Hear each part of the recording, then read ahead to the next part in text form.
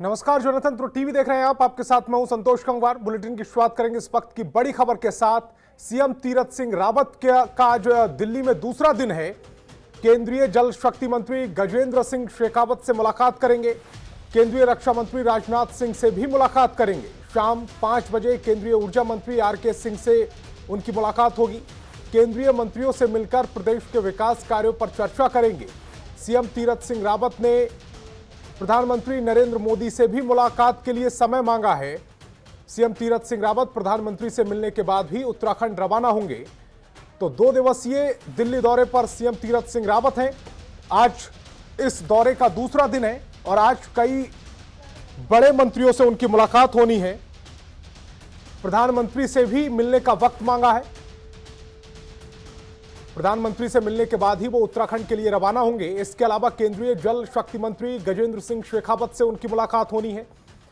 केंद्रीय रक्षा मंत्री राजनाथ सिंह से भी उनकी मुलाकात होनी है। कल गृह मंत्री अमित शाह से वो मुलाकात कर चुके हैं। शाम 5 बजे केंद्रीय ऊर्जा मंत्री आरके सिंह से भी मुलाकात करेंगे। केंद्रीय मंत्रियों से मिलने के बाद प्रदेश के विकास कार्यों पर चर्चा कर सकते हैं। सीएम तीरथ सिंह रावत ने प्रधानमंत्री नरेंद्र मोदी से भी मुलाकात के लिए समय मांगा है। सीएम तीरथ सिंह रावत से प्रधानमंत्री से मिलने के बाद सीएम उत्तराखंड के लिए रवाना हो जाएंगे। तो 2 दिवसीय दिल्ली दौरे पर इस समय मुख्यमंत्री तीरथ सिंह रावत हैं।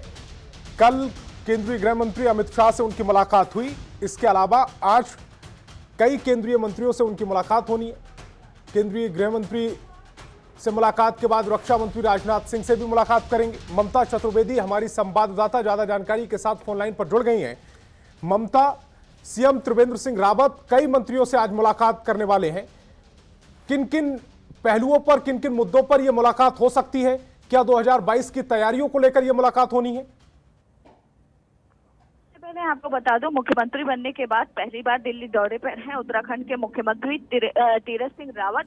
और अगर मुख्यमंत्री की माने तो वो औपचारिक तौर पर मुलाकात कर रहे हैं, क्योंकि पहली बार वो दिल्ली पहुंचे हैं। सबसे पहले दिल्ली आने के बाद उन्होंने गृह मंत्री अमित शाह से मुलाकात की। और अभी आपको बता दूं कि इस वक्त वो रक्षा मंत्री राजनाथ सिंह के निवास जहाँ पर वो रक्षा मंत्री से मुलाकात कर रहे हैं। और अगर देखा जाए तो उत्तराखंड के कुछ हिस्से हैं जो चीन से लगते हैं, तो तमाम सुरक्षा के पहलू पर भी रक्षा मंत्री राजनाथ सिंह से वो मुलाकात करेंगे। इसके अलावा जल शक्ति मंत्री गजेंद्र सिंह शेखावत से वो पहले ही मुलाकात कर चुके हैं सुबह 9:30 बजे। और इसके अलावा अभी वो राजनाथ सिंह से मुलाकात कर रहे हैं। 5 बजे शाम की बताई जा रही है कि आरके सिंह देश के केंद्रीय ऊर्जा मंत्री से मुलाकात करेंगे।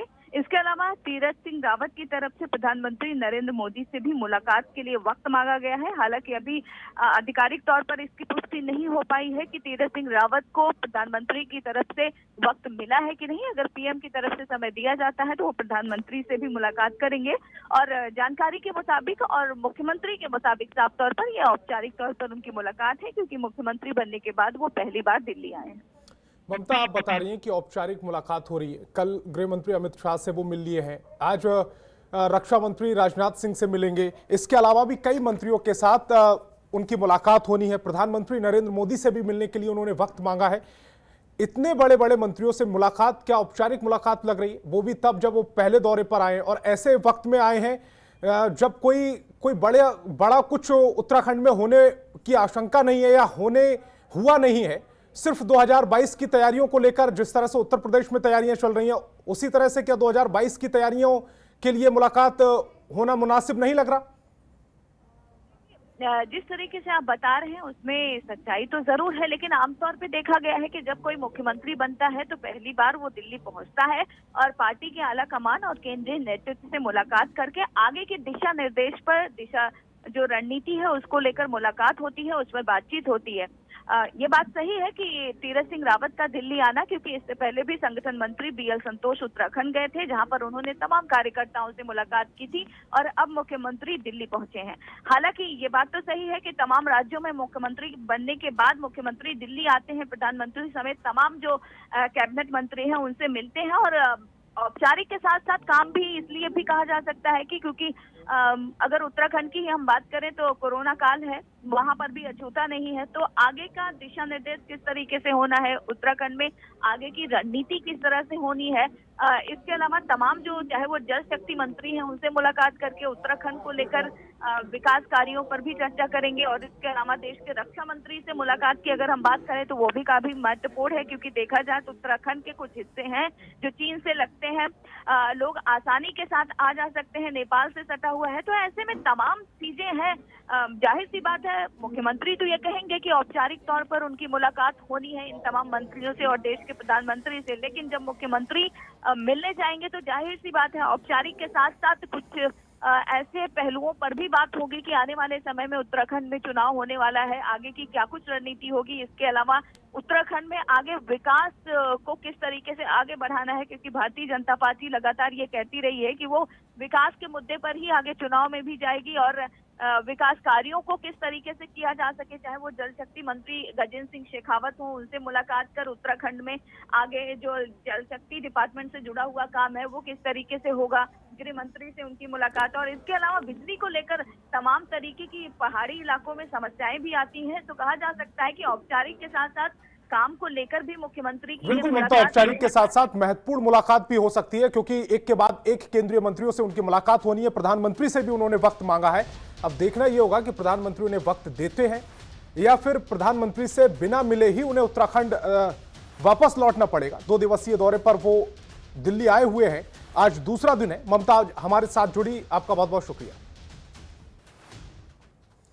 देहरादून कोविड प्रभारी मंत्री गणेश जोशी ने कोरोना की संभावित तीसरी लहर की तैयारियों को लेकर अधिकारियों के साथ बैठक की। इस बैठक में जिलाधिकारी, एसएसपी समेत स्वास्थ्य विभाग के अधिकारी मौजूद रहे। बैठक के बाद मंत्री गणेश जोशी ने बताया कि देहरादून में तीसरी लहर को लेकर सभी व्यवस्थाएं सुनिश्चित कर ली गई हैं। अस्पतालों में बच्चों की अलग से वार्ड बनाए गए हैं और उनके माता पिता के रहने की व्यवस्था भी की गई है। इसके अलावा सभी आवश्यक जरूरतों को जुलाई तक पूरा कर लिया जाएगा। इस बैठक में मंत्री गणेश जोशी ने ब्लैक फंगस वैक्सीनेशन को लेकर भी अधिकारियों को दिशा निर्देश दिए हैं, उनके साथ चर्चा की है। कहा जा रहा है कि कोविड भी आएगा,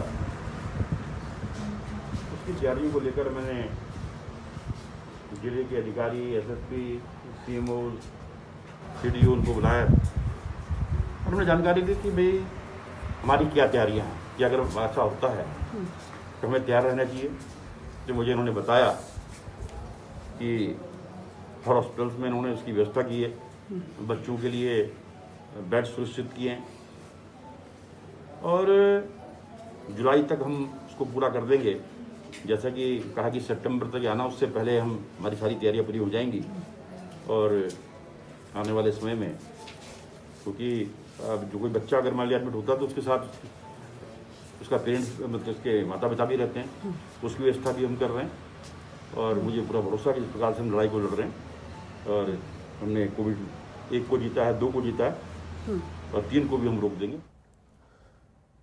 तो हमारे संवाददाता पंकज गहरोला ज्यादा जानकारी के साथ फोन लाइन पर जुड़ गए हैं। पंकज, कोविड प्रभारी गणेश जोशी ने अधिकारियों और एसएसपी के साथ एक मुलाकात की है। ब्लैक फंगस और वैक्सीनेशन को लेकर उनकी चर्चा हुई है, तीसरी लहर को लेकर उनकी तैयारियों की चर्चा की गई है। आपसे समझना चाह रहे हैं इस बैठक में महत्वपूर्ण क्या कुछ फैसले लिए गए हैं?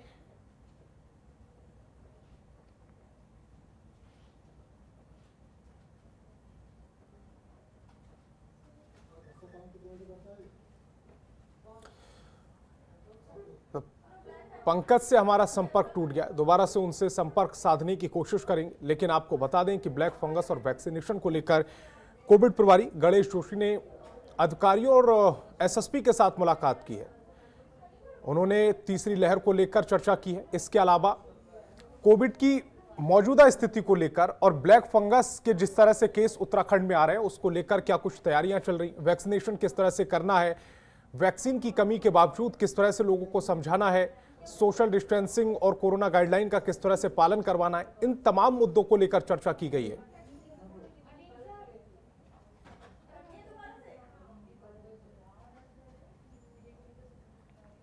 तो देहरादून में ये एक महत्वपूर्ण बैठक हुई। इन तस्वीरों में आप देख भी सकते हैं कि एसएसपी, जिलाधिकारी खुद कोविड प्रभारी गणेश जोशी इन तस्वीरों में नजर आ रहे हैं। ये बैठक इसलिए महत्वपूर्ण हो जाती है क्योंकि उत्तराखंड में ब्लैक फंगस के लगातार केसेस सामने आ रहे हैं। पंकज गहरोला हमारे संवाददाता ज्यादा जानकारी के साथ फिर फोन लाइन पर जुड़ गए हैं। पंकज, आपसे समझना चाह रहे हैं, एक महत्वपूर्ण बैठक की गई है। कोविड प्रभारी गणेश जोशी ने इस बैठक में एसएसपी और जिला अधिकारी को दिशा निर्देश जगहों पे जो व्यवस्था है उसको सुनिश्चित कर दिया। जैसे कई जगह पे प्रदेश से कई जगह पे ऑक्सीजन प्लांट शुरू हो चुके हैं। ऐसे ही एक निश्चित कर दिया गया है कि जिस भी हॉस्पिटल में कोविड हॉस्पिटल जिसको बनाएगा उसमें 25% जो वार्ड होंगे वो बच्चों के लिए होंगे। ऐसे ही देहरादून में भी निश्चित किया गया। जो प्रभारी मंत्री हैं यहाँ पे कोविड के गणेश जोशी, उन्होंने जो बैठक की थी उसमें तमाम स्वास्थ्य विभाग के अधिकारी थे, जिलाधिकारी भी थे, पुलिस विभाग के अधिकारी, एसएसपी भी थे। ये निश्चित किया गया कि जल्द से जल्द ये वार्ड पूरी तरीके से तैयार कर दिए जाए। साथ में जब बच्चे रहेंगे अगर कोविड वाले तो उनके साथ उनके माता पिता की रहने की भी व्यवस्था की जाए। आसपास जो होटल हैं उनको उसमें लिया जाएगा। साथ ही जो ब्लैक फंगस है, कहीं ना कहीं चिंताएं अब उत्तराखंड की लगातार बढ़ती जा रही है कि ब्लैक फंगस के मामले उत्तराखंड में कहीं भी कम नहीं हो रहा। अगर शनिवार की बात करें तो 19 मामले केवल देहरादून में रिकॉर्ड किए गए और 8 लोगों की मौत भी हुई है शनिवार के दिन।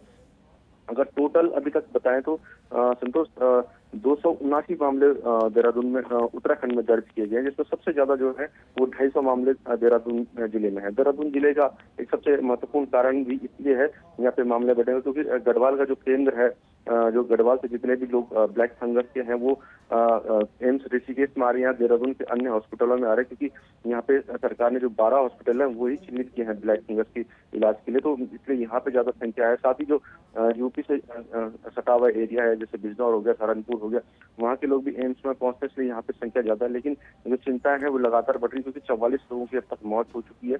भले ही 18 लोग अब तक ठीक होकर घर भी जा चुके हैं, लेकिन कहीं ना कहीं पंकज, ये आंकड़ा हैरान करने वाला है। 44 लोगों की मौत हुई है। आपसे इस पर अपडेट लेंगे, लेकिन इसी बीच में एक बड़ी खबर आ रही है। उत्तराखंड में ब्लैक फंगस ने चिंता बढ़ा दी है। प्रदेश में अब तक ब्लैक फंगस के 279 मामले दर्ज किए गए हैं। अब तक 44 लोगों की ब्लैक फंगस से मौत हुई है, जो पंकज गहरोला भी हमें फोन कॉल पर बता भी रहे थे। देहरादून में 19 नए मरीज सामने आए। देहरादून में ब्लैक फंगस के मरीजों की संख्या 250 पहुंच गई है। 18 लोगों ने ब्लैक फंगस के खिलाफ अब तक जंग जीती है। पंकज गहरोला हमारे साथ लगातार फोन लाइन पर बने हुए हैं। पंकज, आप अभी बता रहे थे कि 44 लोगों की ब्लैक फंगस से मौत हो गई है, लेकिन देहरादून में भी ये आंकड़ा 250 के आसपास बताया जा रहा है।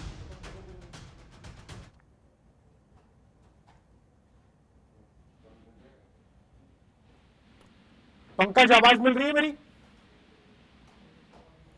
लगता है पंकज से हमारा संपर्क टूट गया है, लेकिन बड़ा चिंता की खबर आई है, चिंता बढ़ाने वाली खबर आई है। अब तक 44 लोगों की उत्तराखंड में ब्लैक फंगस से मौत हो चुकी है। देहरादून में 250 से ज्यादा मामले हैं। देहरादून में नए 19 मरीज सामने आए ब्लैक फंगस के। और अब देहरादून की बात लगातार हम कर रहे हैं कि ब्लैक फंगस के मरीजों की संख्या 250 पहुंच गई है। ब्लैक फंगस ने उत्तराखंड में पूरी तरह से चिंता बढ़ा दी है।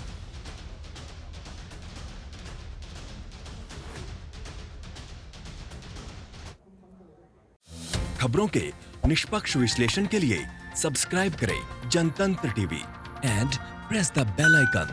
Never miss any update.